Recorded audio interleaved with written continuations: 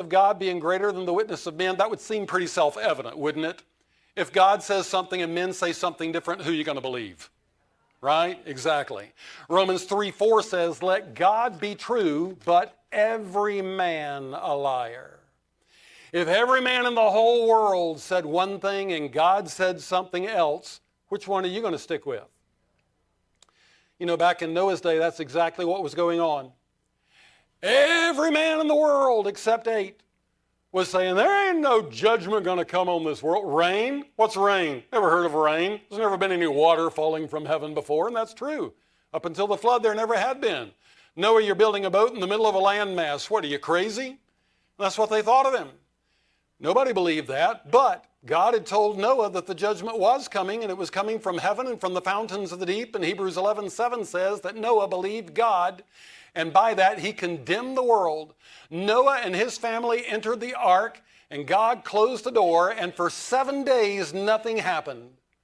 The world could finally rejoice that the last of the religious rite was out of their hair, and they had the whole world all to themselves for 1 whole week.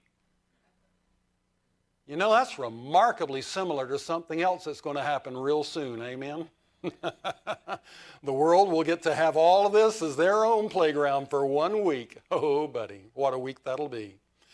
But 40 years later, or 40 days later, everything reversed.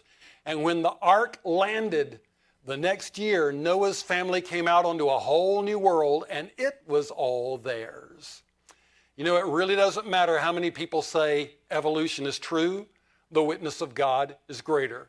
It really doesn't matter how many people say abortion is not murder, the witness of God is greater. It really doesn't matter how many people support same-sex marriage, the witness of God is greater. It really doesn't matter how many people deny the reality of gender or the importance of marriage or the immorality of assisted suicide, the witness of God is always greater.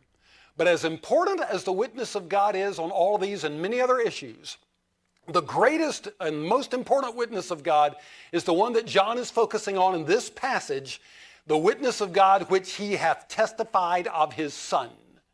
You get that witness right, and it will take care of all the others.